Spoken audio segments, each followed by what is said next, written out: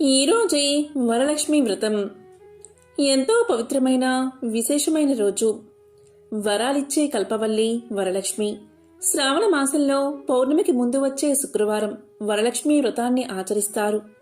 మహిళలు దీర్ఘకాలం సుమంగలిగా ఉండేందుకు ఈ వ్రతాన్ని ఆచరించడం తప్పనిసరి. అంతేకాదు, సిరుల తల్లి లక్ష్మీదేవిని పూజించడం వల్ల అష్టైశ్వర్యాలు లభిస్తాయని చాలామంది నమ్మకం. మరి ఎంతో పవిత్రమైన విశేషమైన ఈరోజు ఈ కథను విన్నా, చదివినా, చెప్పినా, వినిపించినా జన్మల పాపాలు తొలగి కోటి జన్మల పుణ్యం వస్తుంది. అష్టలక్ష్ముల సంపూర్ణ అనుగ్రహం మీకు కలుగుతుంది. మరి ఆ కథ ఏంటో ఇప్పుడు ఈ వీడియోలో తెలుసుకుందాం. వరలక్ష్మి వ్రత పూర్వ వృత్తాంతం. ఈ కథ భవిష్యోత్తర పురాణంలోనిది. శ్రావణ మాసంలో వచ్చే 2వ శుక్రవారం రోజునే వరలక్ష్మి వ్రతాన్ని ఆచరిస్తారు. ఒకసారి కైలాసంలో పార్వతీ పరమేశ్వరులు పాచికలు ఆడుతూ ఉన్నారు. ఎవరు గెలిచారు అనే విషయంపై దంపతుల మధ్య వివాదం ఏర్పడింది. వారు చిత్రనేమిని మధ్యవర్తిత్వం కోరారు. ఆ మహాశివుడు అంటే భయం కలిగిన చిత్రనేమి పార్వతీదేవి ఓడిపోయిందని చెప్పాడు. దాంతో పార్వతీదేవి ఆగ్రహించి చిత్రనేమితో ఇలా పలుకుతుంది: ఓరి చిత్రనేమి, నువ్వు అసత్యవాదివి, నీకు కుష్ఠురోగం వస్తుంది అని శపించింది. అప్పుడు మహాశివుడు ఇలా పలికాడు: శాంతించు దేవి, చిత్రనేమి తెలియక పొరపాటు చేశాడు. అతడు మన భక్తుడు, అతన్ని కరుణించు, దయచేసి శాప విమోచనం తెలియచెయ్యి అని కోరాడు మహాశివుడు. అప్పుడు అమ్మవారు ఇలా పలికింది: ఒక సరోవర తీరాన దేవ అప్సరసలు ఒక వ్రతాన్ని తలపెడతారు. వారు నీకా వ్రతం గురించి తెలియచేస్తారు. అప్పుడు నీవు వ్రతాన్ని ఆచరిస్తావు. దానితో నీ యొక్క శాప విమోచనం కలుగుతుంది అని పార్వతీదేవి తరుణోపాయం సూచించింది. ఇక శాపగ్రస్తుడైన చిత్రనేమి కుష్ఠవ్యాధితో బాధపడుతూ కుంటుకుంటూ ఒక సరోవరానికి వెళ్ళాడు. ఒకనాడు ఆ సరోవరం దగ్గరికి కొందరు అప్సరసులు వచ్చి ఒక వ్రతాన్ని ఆచరించారు. ఇదంతా చూసిన చిత్రనేమి వారి వద్దకు వెళ్ళి ఇలా అడిగాడు: మీరు ఆచరించే వ్రతం పేరేమిటి అని అడగగా వారు వరలక్ష్మి వ్రతమని సమాధానం చెప్పారు. ఇక చిత్రనేమి అప్సరసులు తెలిపిన వ్రత విధానాన్ని ఆచరించి భక్తి శ్రద్ధలతో అమ్మవారిని పూజించి కుష్ఠు వ్యాధి నుండి విముక్తుడు అయ్యాడు. అతని శరీరం స్వర్ణ ఛాయను సంతరించుకుంది. తరువాత చిత్రనేమి కైలాసానికి చేరుకుని ఆది దంపతులకు ప్రణామాలు చేశాడు. ఇక ఆది దంపతులు చిత్రనేమిని ఆశీర్వదించారు. శివుడు చిత్రనేమితో ఇలా పలికాడు: ఈ వ్రతాన్ని పార్వతీదేవి పుత్ర లాభార్థం ఆచరించి కుమారస్వామిని కుమారుడిగా పొందింది. అంతేకాదు, చాలామంది పతివ్రతలు ఈ వ్రతాన్ని ఆచరించి మహాపుణ్యాన్ని పొందారు. పూర్వం నందుడు, విక్రమార్కుడు ఈ వ్రతాన్ని ఆచరించి రాజ్యాలను పొందారు అని మహాశివుడు చిత్రనేమికి తెలియచేశాడు. ఇది వరలక్ష్మి వ్రత పూర్వ వృత్తాంతం. వరలక్ష్మీదేవి వ్రత కథ. పూర్వం సూత మహాముని సౌనకాది మహర్షులను చూసి ఇలా పలికారు: ఓ మహర్షులారా, స్త్రీలకు సకల సౌభాగ్యాలను, సిరి సంపదలను ఇచ్చే వ్రతం ఒక్కటి. సాక్షాత్తు ఆ పరమేశ్వరుడే పార్వతీదేవికి తెలియచేశాడు. ఆ వ్రతం గురించి మీకు చెప్తాను, శ్రద్ధగా వినండి అంటూ సూతుడు సౌనకాది మహర్షులకు ఇలా చెప్పడం ప్రారంభించాడు. వరలక్ష్మి వ్రతం గురించి పరమేశ్వరుడు పార్వతీదేవికి వివరించుట. పూర్వం ఒకసారి కైలాస పర్వతమున ఆ పరమేశ్వరుడు కూర్చుని ఉండగా పార్వతీదేవి వచ్చి స్వామికి నమస్కారం చేసి ఇలా పలికింది: దేవా, లోకములో ఏ వ్రతం ఆచరిస్తే స్త్రీలందరికీ సకల సౌభాగ్యాలు, పుత్ర పౌత్రాదులు, సిరి సంపదలు కలుగుతాయో నాకు ఆ వ్రతం గురించి చెప్పండి అని ప్రార్థించింది. అప్పుడు ఆ పరమేశ్వరుడు ఇలా పలికాడు: దేవి, స్త్రీలకు సకల సౌభాగ్యాలు కలగజేసే వ్రతం ఒక్కటి ఉన్నది. అదే వరలక్ష్మీదేవి వ్రతం. ఈ వ్రతాన్ని శ్రావణ మాసంలో శుక్లపక్షంలో వచ్చే పౌర్ణమి తిథియందు ముందు వచ్చే శుక్రవారం రోజున ఆచరించాలి అని చెప్పగా పార్వతీదేవి ఇలా అడిగింది: ఓ లోకరక్షక, ఈ వ్రతాన్ని ఎలా చెయ్యాలి? ఈ వ్రత విధానమేమిటి? ఏ దేవతను ఆరాధించాలి? ఇంతకు పూర్వం ఈ వ్రతాన్ని ఎవరైనా ఆచరించారా? దాని గురించి నాకు వివరించండి అని ప్రార్థించింది. అప్పుడు పరమేశ్వరుడు పార్వతీదేవిని చూసి, ఓ కామాక్షి, వరలక్ష్మి వ్రతం గురించి సవిస్తరంగా చెబుతాను, శ్రద్ధగా విను. పూర్వం మగధ దేశమున కుండినము అనే పట్టణం ఉంది.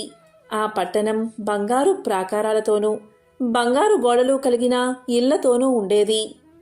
ఆ పట్టణం నందున చారుమతి అని ఒక బ్రాహ్మణ స్త్రీ కూడా ఉండేది. ఆ వనితామణి భర్తను దైవంగా భావించి పూజించేది. రోజూ తెల్లవారుజామునే నిద్రలేచి స్నానం చేసి పూజాది కార్యక్రమాలు చేసి అత్తమామలకు అనేక సేవలు చేసి ఇంటి పనులు చేసుకుని మితంగా ప్రియంగా మాట్లాడుతూ అందరితోనూ సఖ్యంగా ఉండేది. ఇటువంటి గుణాలు ఉన్న చారుమతి యందు వరలక్ష్మీదేవి యొక్క అనుగ్రహం కలిగింది. ఒకరోజు చారుమతి స్వప్నంలో వరలక్ష్మీదేవి కనిపించి ఇలా పలికింది: ఓ చారుమతి, నేను వరలక్ష్మీదేవిని. నీ యందు నాకు అనుగ్రహం కలిగి ప్రత్యక్షం అయ్యాను. నీవు శ్రావణ శుక్లపక్ష పౌర్ణమి ముందు వచ్చి శుక్రవారం రోజున నన్ను పూజిస్తే నీకు నీ వారికి సకల సౌభాగ్యాలను సిరి సంపదలను కలగజేస్తాను అని పలికింది అమ్మవారు. ఇక చారుమతి ఆ స్వప్నంలోని వరలక్ష్మీదేవి చుట్టూ ప్రదక్షిణ నమస్కారాలు చేస్తూ ప్రార్థించింది. నమస్తే సర్వలోకానాం జనన్యై పుణ్యమూర్తయే శరణ్యే త్రిజగద్వందే విష్ణు వక్షస్థల స్థితాయే అని అనేక విధాలుగా స్తోత్రం చేసి, ఓ జగజ్జనని, నీ కటాక్షంబు కలిగిన జనులు విద్వాంసులను సకల భాగ్యాలను పొందుతారు. నేను పూర్వజన్మలో చేసుకున్న ఏ పుణ్యఫలం వల్లో మీ దర్శన భాగ్యం నాకు కలిగింది అని ప్రార్థించింది. అంతట వరాలు ఇచ్చి వరలక్ష్మీదేవి అంతర్ధానమవగా చారుమతికి మెలకువ వచ్చింది. తన చుట్టూ చూసుకుని అది స్వప్నమని తెలుసుకుని భర్తకు అత్తామామలకు తనకు వచ్చిన స్వప్నం గురించి వివరించింది. వారు ఎంతగానో సంతోషించి శ్రావణ మాసంలో ఈ వ్రతాన్ని తప్పక చేద్దామని చెప్పారు. చారుమతి స్వప్నం గురించి తెలుసుకున్న ఇతర స్త్రీలు కూడా శ్రావణ మాసం ఎప్పుడు వస్తుందా, ఈ వ్రతాన్ని ఎప్పుడు చేద్దామా అని ఎదురుచూశారు. వరలక్ష్మి వ్రతం చారుమతి మరియు ఇతర స్త్రీలు చేయడం ఇలా ఉండగా వీరి భాగ్యం వల్ల శ్రావణమాస శుక్లపక్ష పూర్ణిమ ముందు శుక్రవారం వచ్చింది. అంతటా చారుమతి మరియు ఇతర స్త్రీలు ఈ రోజే కదా వరలక్ష్మీదేవి వ్రతం చెయ్యమని చెప్పింది అనుకుని ఆ రోజు తెల్లవారుజామునే లేచి తలస్నానం చేసుకుని శుభ్రమైన వస్త్రాలు ధరించి చారుమతి యొక్క గృహంలో ఈశాన్య మూలాన గోమయంతో అలికి మండపం ఒకటి ఏర్పాటు చేసి దానిపైన కొత్త బియ్యాన్ని పోసి మర్రి చిగుళ్ళు పంచ పల్లవాలతో అంటే బిల్వ, తులసి, వేప, రావి, మామిడి ఈ ఆకులతో కలశాన్ని ఏర్పాటు చేశారు. అందులోకి వరలక్ష్మీదేవిని ఆవాహన చేసి చారుమతి మొదలైన స్త్రీలంతా మిక్కిలి భక్తి శ్రద్ధలతో సాయంకాలమున పద్మాసనే పద్మకరే సర్వలోకైక పూజితే నారాయణ ప్రియదేవి సుప్రీత భవ సర్వదా పద్మాసనే పద్మకరే సర్వలోకైక పూజితే నారాయణ ప్రియదేవి సుప్రీత భవ సర్వదా అనే శ్లోకాన్ని చెప్పి ధ్యాన ఆవాహనాది షోడశోపచారాలతో అమ్మవారిని పూజించి 9 సూత్రాలు కలిగిన తోరంబును వారి కుడి చేతికి కట్టుకుని వరలక్ష్మీదేవికి అనేక విధాలైన నైవేద్యాలు సమర్పించి ఆ మండపం చుట్టూ ప్రదక్షిణ చేశారు. ఈ విధంగా మొదటి ప్రదక్షిణ పూర్తి కాగానే వారి కాళ్లయందు గల్లు గల్లుమంటూ మంజీరములు మరియు ఇతర ఆభరణాలు ప్రత్యక్షం అయ్యాయి. వారు మిక్కిలి సంతోషించి రెండో ప్రదక్షిణ చేయగానే వారి చేతులకు నవరత్నాలతో కూడిన బంగారు హస్త్రాభరణాలు ప్రత్యక్షమయ్యాయి. వారు మరింత ఉత్సాహంతో మూడో ప్రదక్షిణ పూర్తి చేయగా వారు సర్వాభరణ అలంకృతులయ్యారు. అంతట చారుమతి మొదలైన స్త్రీల ఇళ్లల్లో సర్వాభరణాలు, రథ, గజ, తురగ వాహనాలు నిండిపోయాయి. ఆ స్త్రీలందరినీ తీసుకు వెళ్లడానికి వారి వారి ఇళ్ల నుండి రథములు, గుర్రాలు వచ్చి చారుమతి ఇంటి దగ్గర ఉన్నాయి. అప్పుడు చారుమతి మరియు ఇతర స్త్రీలు ఈ వ్రతాన్ని కల్పోక్తముగా తమతో చేయించిన బ్రాహ్మణుడికి గంధ పుష్పాలతో పూజ చేసి 12 ఉండ్రాలను దక్షిణ తాంబూలంగా ఇచ్చి నమస్కారం చేసి ఆ బ్రాహ్మణుడి ఆశీర్వాదాన్ని పొంది ఆ వరలక్ష్మీదేవికి నివేదించిన నైవేద్యమును బంధుమిత్రులతో కలిసి భోంచేశారు. పిదప వారి కొరకు వచ్చిన వాహనాలు ఎక్కి వారి ఇళ్లకు వెళుతూ ఒకరితో ఒకరు ఇలా అన్నారు: ఓహో, చారుమతీదేవి ఎంతటి భాగ్యవంతురాలు కదా! సాక్షాత్తు ఆ వరలక్ష్మీదేవే. ఆవిడ స్వప్నంలోకి వచ్చి ఈ వ్రతం గురించి చెప్పింది అని చారుమతిని మిక్కిలి కొనియాడుతూ వారి ఇళ్లకు చేరుకున్నారు. అప్పట్నుంచి చారుమతి మరియు ఇతర స్త్రీలు ప్రతి సంవత్సరం ఆ వరలక్ష్మీదేవి వ్రతాన్ని ఆచరిస్తూ అష్టైశ్వర్యాలతో భోగభాగ్యాలతో తులతూగుతూ ఉన్నారు. కాబట్టి ఓ పార్వతి, ఈ వ్రతాన్ని 4 వర్ణాల వారు చెయ్యవచ్చు. అలా చేస్తే వారికి సకల సుఖాలు, సౌభాగ్యాలు, ఆ వరలక్ష్మీదేవి యొక్క అనుగ్రహము కలుగుతాయి.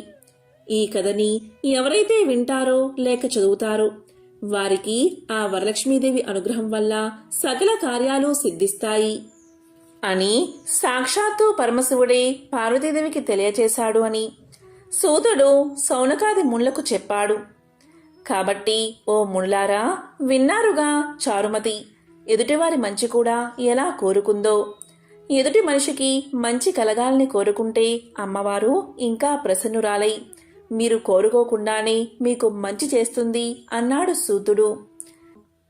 ఉత్తమమైన ఈ వ్రతాన్ని బ్రాహ్మణాది 4 జాతుల వారు చెయ్యవచ్చు. అలా చేస్తే సర్వ సౌభాగ్యాలు కలిగి సుఖంగా ఉంటారు. ఈ కథను విన్నవారు, చదివేవారు వరలక్ష్మి వ్రత ప్రసాదం వల్ల సకల శుభాలను పొందుతారు. వరలక్ష్మి వ్రతంలో భాగంగా చేతికి తోరాన్ని ధరించే సాంప్రదాయం మనకు తెలిసిందే. ఇంతకీ ఈ తోరాన్ని ఎందుకు కట్టుకుంటారు? దీన్ని ఎలా కట్టుకోవాలి ఇప్పుడు తెలుసుకుందాం. అమ్మవారి అనుగ్రహం మన వెన్నంటే ఉంటూ సకల విజయాలు కలగాలని కట్టుకునేదే తోరం. ఇలా తోరం కట్టుకోవడమే క్రమంగా రాఖీ పండుగకు దారితీసిందని నమ్మేవారు ఉన్నారు. వరలక్ష్మి అమ్మవారి పూజ కోసం కనీసం 3 తోరాలను సిద్ధం చేసుకోవాలి. వీటిలో ఒకటి అమ్మవారికి, ఒకటి మనకు, ఒకటి ముత్తైదవుకు అన్నమాట. ఇలా సిద్ధం చేసుకునే తోరాన్ని నవసూత్రము అని పిలుస్తారు. ఆ పేరును బట్టే ఇందులో 9 దారాలు, 9 ముడులు ఉంటాయని అర్థం చేసుకోవచ్చు. నవ అనే పదం కేవలం 9 ముడులనే కాదు, నవగ్రహాలను, నవరత్నాలను, నవనాడులను, నవగ్రంథులను సూచిస్తుంది. అంటే 9 ముడులు ఉన్న ఈ సూత్రంతో ఇహపరమైన విజయాలన్నీ సిద్ధిస్తాయన్నమాట. ఈ నవసూత్రాన్ని తయారు చేసుకునేందుకు దారాన్ని 9 పోగులుగా చెయ్యాలి. అలా దగ్గరకు చేరిన తోరానికి పసుపు పూయాలి. ఆ తోరానికి 9 చోట్ల కుంకుమ రాసి అలా రాసిన చోట ఒక్కో పువ్వుని ఉంచుతూ 9 ముడులు వెయ్యాలి. ఇలా సిద్ధమైన తోరాలను అమ్మవారి ముందు ఉంచి తోర గ్రంథి పూజ చెయ్యాలి. గ్రంథి అంటే ముడి అని అర్థం. తోరంలోని ఒక్కో ముడిని అక్షింతలతో కానీ పూలతో కానీ పూజించడమే ఈ తోర గ్రంథి పూజ. ఇందుకోసం ఒక్కో ముడిని పూజిస్తూ ఒక్కో మంత్రం చదవాలి. ఓం కమలాయై నమః ప్రథమ గ్రంథిం పూజయామి. ఓం రమాయై నమః ద్వితీయ గ్రంథిం పూజయామి. ఓం లోకమాత్రే నమః తృతీయ గ్రంథిం పూజయామి. ఓం విశ్వజనన్యై నమః చతుర్థ గ్రంథిం పూజయామి. ఓం మహాలక్ష్మై నమః పంచమ గ్రంథిం పూజయామి. ఓం క్షీరాబ్ది తనయాయై నమః షష్ఠి గ్రంథిం పూజయామి. ఓం విశ్వసాక్షిణ్యై నమః సప్తమ గ్రంథిం పూజయామి. ఓం చంద్ర సహోదర్యై నమః అష్టమ గ్రంథిం పూజయామి. ఓం హరివల్లభాయై నమః నవమ గ్రంథిం పూజయామి. ఈ తోర గ్రంథి పూజ ముగిసిన తర్వాత ఈ శ్లోకాన్ని చదువుతూ తోరాన్ని ధరించాలి. బద్నామి దక్షిణే హస్తే నవసూత్రం శుభప్రదం పుత్ర పౌత్రాది వృద్ధించ మమ సౌఖ్యం దేహిమే రమే. పై శ్లోకంలో దక్షిణ హస్తే అని స్పష్టంగా ఉంది. అంటే తోరాన్ని తప్పకుండా కుడి చేతికే ధరించాలి. అంతేకాదు చాలామంది ఇలా ధరించిన తోరాన్ని పూజ ముగిసిన వెంటనే తీసేస్తూ ఉంటారు. కానీ తోరాన్ని కనీసం ఒక రాత్రి ఒక పగలన్నా ఉంచుకోవాలని చెబుతారు పెద్దలు. అలా ధరించే తోరం సంతానాన్ని, సంపదను, సౌభాగ్యాన్ని ప్రసాదిస్తుందని నమ్మకం. ఎంతో పవిత్రమైన శ్రావణ మాసంలో ఈ కథను ప్రతి ఒక్కరూ తప్పనిసరిగా వినాలి. ఈ కథను విన్నంతనే సమస్త సుఖాలు కలుగుతాయి, భోగభాగ్యాలు, అష్టైశ్వర్యాలు కలుగుతాయి. మరి ఆ కథ ఏంటో ఇప్పుడు ఈ వీడియోలో తెలుసుకుందాం. శ్రావణ మాసంలో ముఖ్యంగా శుక్రవారం రోజున ప్రాతకాలంలో నిద్రలేచి తలస్నానం చేసి ఎరుపు రంగు బట్టలు కట్టుకుని ఒక వేదికపై జీవంతికాదేవి ప్రతిమను స్థాపించి ఎర్రటి పుష్పాలతో, కుంకుమలతో అమ్మవారిని పూజించాలి. ధూప దీప నైవేద్యాలు సమర్పించాలి. 5 వత్తుల దీపాన్ని వెలిగించాలి. నైవేద్యంలో ఎరుపు రంగు ఫలాలు, అలాగే గోధుమ పిండి, చక్కెర, నెయ్యి కలిపి చేసిన కేసరి అమ్మవారికి సమర్పించాలి. ఈ జీవంతికాదేవి వ్రతంలో పసుపు వాడకూడదు. ఈరోజు వ్రతం చేసేవారు పసుపు రంగు బట్టలు కానీ ఆభరణాలు కానీ ధరించకూడదు. తరువాత అమ్మవారికి హారతి ఇచ్చి జీవంతికాదేవి వ్రత కథను చదవాలి లేదా శ్రవణం చెయ్యాలి. ఈ వ్రతాన్ని ఆచరించేవారు ఉపవాసం ఉండాలి. అమ్మవారికి సమర్పించిన కేసరి మరియు ఫలాలు మాత్రమే భుజించాలి. ఒక్క పూట మాత్రమే స్వీకరించాలి. సాయంత్రం మళ్ళీ దీపారాధన చేసి రాత్రి జాగరణ చెయ్యాలి. జీవంతికాదేవి చిన్నపిల్లలను సంరక్షించే దేవత. ఈ వ్రతం చేసే స్త్రీల యొక్క సంతానాన్ని ఆ జీవంతికాదేవి రక్షిస్తుంది. కాబట్టి స్త్రీలందరూ ఈ వ్రతాన్ని తప్పక ఆచరించాలి. జీవంతికాదేవి వ్రత కథ. ఒకసారి సనత్ కుమారుడికి ఈశ్వరుడు ఇలా చెప్పసాగాడు. సనత్ కుమారా, నీకు జీవంతికాదేవి వ్రతకథ చెబుతాను, శ్రద్ధగా విను అంటూ ఇలా చెప్పసాగాడు. పూర్వకాలంలో ధర్మపరుడైన భరతుడు అనే రాజు రాజ్యాన్ని పాలిస్తూ ఉండేవాడు. అతని భార్య కళావతి. వారికి చాలా కాలం వరకు సంతానం కలగలేదు. ఈ కారణంగా కళావతి ఎప్పుడూ చాలా బాధపడుతూ ఉండేది. ఒకరోజు కళావతి విచారిస్తూ కూర్చున్న సమయంలో కళావతి వద్దకు ఒక దాసి వచ్చింది. ఆ దాసి నగరంలో మంత్రసానిగా కూడా పనిచేస్తూ ఉండేది. అంటే గర్భిణీ స్త్రీలకు ప్రసవాలు చేసేది. ఆ నగరంలోని గర్భిణీల ప్రసవం కోసం ఆ దాసిని పిలిచేవారు. ఆ దాసి సంతానం లేక విచారిస్తున్న రాణిని చూసింది. రాణిగారితో ఇలా పలికింది, మహారాణి, మీరెందుకు ఇలా విచారిస్తున్నారు? నేనున్నాను కదా, నేను చెప్పినట్లు చెయ్యండి అంటూ మహారాణి చెవిలో ఇలా చెప్పసాగింది. మహారాణి, మన నగరంలో నివసిస్తున్న సుమేధ అనే బ్రాహ్మణుడి భార్య సుశీల. ఇప్పుడు ఆమె గర్భవతి. ఇప్పుడు ఆమెకు 3వ నెల. ఆమెకు పుట్టిన బిడ్డను తెచ్చి మీకు అప్పగిస్తాను. మీరు ఈ రోజు నుంచి గర్భవతిగా నటించడం మొదలు పెట్టండి అని మహారాణి చెవిలో చెప్పింది దాసి. దాసి మాటలు విని మహారాణి అందుకు నిరాకరించింది.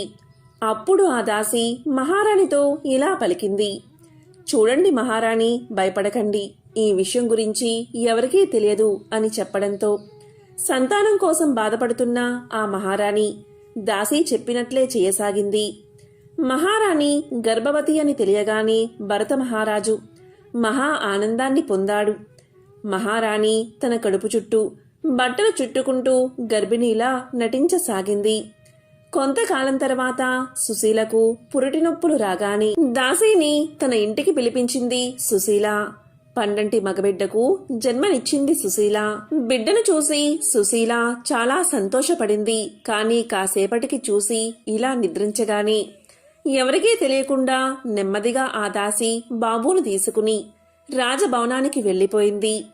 రహస్య మార్గం ద్వారా రాజభవనంలోకి ప్రవేశించి మహారాణి గదిలోకి వెళ్లి ఆ బిడ్డను మహారాణికి అప్పగించింది. ఆ బిడ్డను చూసి మహారాణి ఎంతో ఆనందపడింది. ఆ దాసి మహారాజు వద్దకు వెళ్లి ఇలా పలికింది: మహారాజా, మహారాణి పండంటి మగబిడ్డకు జన్మను ఇచ్చింది అని సమాచారం అందించింది. ఈ శుభవార్త విన్న మహారాజు ఎంతో ఆనందంతో దాన ధర్మాలు చేశాడు. మహారాజుకు పుత్రుడు జన్మించాడు అని రాజ్యంలోని ప్రజలు ఆనందంతో పండుగను జరుపుకున్నారు. కాని మరోవైపు ఆ బ్రాహ్మణ స్త్రీ సుశీల తన బిడ్డ తనకు దూరమైనందుకు ఎంతో బాధపడింది. సుశీల శ్రావణ శుక్రవారం రోజున జీవంతికాదేవి వ్రతం చెయ్యసాగింది. భరత మహారాజు తన పుత్రుడికి జాతక పనులు చేయించి పుత్రుడికి ఆదిత్యుడు అని నామకరణం చేశాడు. ఆ రాజదంపతులు ఆ కుమారుణ్ణి అల్లారు ముద్దుగా పెంచుకోసాగారు. సుశీల చేస్తున్న జీవంతికాదేవి వ్రత ప్రభావం వల్ల ఆ రాజభవనంలోని రాజకుమారుణ్ణి జీవంతికాదేవి రక్షిస్తూ ఉండేది. కొంతకాలం తర్వాత ఆ ఆదిత్యుడు యుక్త వయస్సులోకి వచ్చాడు. భరత మహారాజు తన కుమారుడికి అన్ని విద్యలు నేర్పించాడు. ఆ కుమారుడు అన్ని కలలయందు ఆరితేరిన వాడయ్యాడు. కొంతకాలం తర్వాత మహారాజు చనిపోయాడు. అతని కుమారుడైన ఆదిత్యుడు మహారాజు అయ్యాడు. ఆదిత్యుడు తన తండ్రి శ్రాద్ధం నిమిత్తమై కొంతమంది సేవకులను వెంటబెట్టుకుని గైకు బయలుదేరాడు. మార్గమధ్యలో వారు ఒక వైశ్యుడి ఇంట్లో బస చేశారు. ఆ వైశ్యుడికి కుమారుడు జన్మించి 6 రోజులు అయ్యింది. అతనికి 6వ రోజు ఉన్న బిడ్డ ఉన్నాడు. కాబట్టి ఆ రోజు రాత్రి విధాత్రీదేవి తలరాత రాయడానికి వచ్చింది. ఆదిత్యుడు ఆ ఇంట్లోనే బస చేస్తున్నాడు కాబట్టి ఆదిత్యుణ్ణి సంరక్షించడానికి జీవంతికాదేవి కూడా అక్కడే ఉంది. విధాత్రిని చూసి జీవంతికాదేవి ఇలా పలుకుతుంది: అమ్మా విధాత్రి, నువ్వు ఇక్కడికి ఎందుకు వచ్చావు అని అడుగుతుంది. అందుకు విధాత్రీదేవి, ఈరోజు ఈ వైశ్యుడి కొడుక్కి 6వ రోజు కాబట్టి అతని తలరాత రాయడానికి ఇక్కడికి వచ్చాను అంటుంది. దానికి జీవంతికాదేవి ఇలా పలుకుతుంది: ఏమి రాస్తున్నావు తలరాత అని అడుగుతుంది. అందుకు విధాత్రీదేవి, రేపు ఉదయాన్నే ఈ బాలుడు మరణిస్తాడు అని రాశాను అని చెప్తుంది. అది విన్న జీవంతికాదేవి, చెల్లి విధాత్రి, నేను ఇక్కడ ఉండగా నీవు అలా అమంగళం రాయడానికి వీల్లేదు అని చెప్పి బాబుకు దీర్ఘాయువు రాయాల్సిందిగా ఆదేశిస్తుంది. జీవంతికాదేవి ఆదేశానుసారం బాబుకు దీర్ఘాయువు ప్రసాదించి వెళ్లిపోతుంది విధాత్రీదేవి. మర్నాడు ఉదయాన్నే వైశ్యుడు తన బిడ్డను చూసి చాలా సంతోషిస్తాడు. అలాగే ఆశ్చర్యపడతాడు కూడా. ఎందుకంటే ఆ వైశ్యుడికి ఇదివరకు జన్మించిన పిల్లలంతా వరుసగా 6వ రోజు రాత్రి కన్ను మూశారు. కాని ఈ బాబు మాత్రం బతికే ఉన్నాడు. ఇదంతా ఆదిత్యుడు వల్లే అనుకున్నాడు ఆ వైశ్యుడు.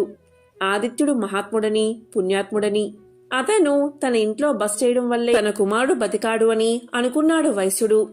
మర్నాడు ఉదయం ఆదిత్యుడు తన ప్రయాణాన్ని కొనసాగించడానికి బయలుదేరుతూ ఉండగా ఆ వైశ్యుడు ఆదిత్యుడితో ఇలా పలికాడు: రాజా, మీరు తిరిగి వెళ్లేటప్పుడు కూడా నా ఇంట్లోనే బస చెయ్యాలి అని పదే పదే ప్రాధేయపడ్డాడు. సరే అని చెప్పి ఆదిత్యుడు వెళ్లిపోయాడు.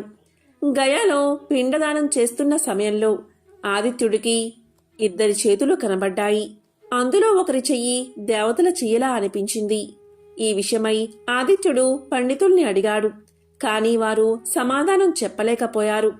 ఆదిత్యుడు శ్రాద్ధ కర్మలు పూర్తి చేసి గయ నుంచి తన ఇంటికి రావడానికి బయలుదేరాడు. మార్గ మధ్యలో మళ్లీ ఆ వైశ్యుడి ఇంట్లోనే బస చేశాడు. ఆ రోజున ఆ వైశ్యుడికి మరొక కుమారుడికి 6వ రోజు అంటే ఆ వైశ్యుడికి మరొక కొడుకు పుట్టి 6 రోజులు గడుస్తున్నాయి. మళ్లీ ఆదిత్యుడు ఆ ఇంట్లోనే బస చేశాడు. కుమారుడికి 6వ రోజు కాబట్టి ఆ రోజు రాత్రి మళ్లీ విధాత్రీదేవి తలరాత రాయడానికి వచ్చింది. మళ్లీ విధాత్రీదేవిని, నీవు ఈరోజు ఈ బాలుడి జాతకంలో ఏమి రాస్తావు అని అడిగింది జీవంతికాదేవి. అందుకు విధాత్రీదేవి రేపు ఉదయాన్నే ఈ బాలుడు చనిపోతాడు అని రాస్తాను అంటుంది. దానికి జీవంతికాదేవి మరలా ఆ బాలుడికి కూడా దీర్ఘాయువు రాయమని ఆదేశిస్తుంది. అప్పుడు విధాత్రీదేవి ఆ బాలుడికి కూడా జీవంతికాదేవి ఆదేశానుసారం దీర్ఘాయువు ప్రసాదిస్తుంది. జీవంతికాదేవి మరియు విధాత్రీదేవి మాట్లాడుకుంటున్న సమయంలో ఆదిత్యుడికి మెలకువ వచ్చి వారిద్దరి మాటలు వింటున్నాడు. విధాత్రీదేవి జీవంతికాదేవిని ఇలా అడుగుతుంది. అమ్మా, మీరు ఈ వైశ్యుడింటికి ఎందుకు వచ్చారు అని అడుగుతుంది. అందుకు జీవంతికాదేవి, చెల్లి, ఈ ఆదిత్యుడి తల్లి శ్రావణ శుక్రవారం రోజున వ్రతం చేస్తుంది కాబట్టి ఈ బాలుణ్ణి నేను సంరక్షిస్తున్నాను. అతని సంరక్షణార్థం అతనితో పాటు నేను కూడా ఇక్కడికి రావాల్సి వచ్చింది అని సమాధానం చెప్తుంది. ఇక విధాత్రీదేవి సరే అని అక్కడి నుంచి వెళ్లిపోతుంది. మర్నాడు ఉదయం వైశ్యుడు తన రెండవ కుమారుడు కూడా బతికి ఉండడం చూసి ఎంతో ఆనందిస్తాడు. ఆదిత్యుడి పుణ్య ప్రభావం వల్లే తన ఇద్దరు కుమారులు బతికారని ఆ వైశ్యుడు గ్రహించి ఆదిత్యుడికి కృతజ్ఞతలు చెప్తాడు. తరువాత మహారాజు తన నగరానికి బయలుదేరతాడు. రాజభవనానికి చేరుకోగానే ఆదిత్యుడు తన తల్లిని, అమ్మా, నీవు ఏ వ్రతం చేస్తున్నావు అని అడుగుతాడు.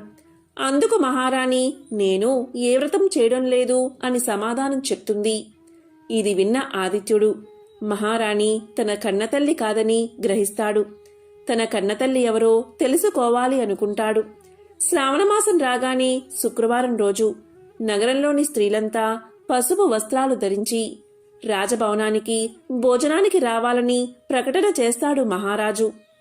ఆదిత్యుడి ఆదేశానుసారం నగరంలోని స్త్రీలంతా పసుపు రంగు బట్టలు కట్టుకుని రాజభవనానికి చేరుకుంటారు. వారందరికీ భోజనాలు ఏర్పాటు చేయిస్తాడు ఆదిత్యుడు. వారందరూ భోజనం చేస్తున్న సమయంలో మహారాజు భటులతో ఇలా పలుకుతాడు. భటులారా, నగరంలోని స్త్రీలందరూ వచ్చారా అని అడుగుతాడు.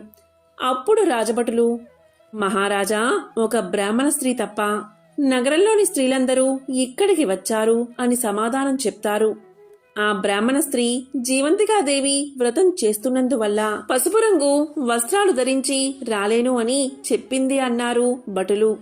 అది విన్న రాజు సత్యాన్ని గ్రహించి తన తల్లి కోసం ఎరుపు రంగు బట్టలు పంపుతాడు. మహారాజు పంపిన ఎరుపు రంగు బట్టలు కట్టుకుని సుశీల రాజభవనానికి చేరుకుంటుంది. సుశీల తన కుమారుణ్ణి చూడగానే ఆమె నుంచి క్షీరధారలు వచ్చి ఆదిత్యుడి ముఖంపై పడతాయి. ఈ దృశ్యం చూసిన వారంతా ఎంతో ఆశ్చర్యపోతారు. సుశీల తన మాతృత్వపు ఆప్యాయతతో కుమార్ని కౌగిలించుకుంటుంది.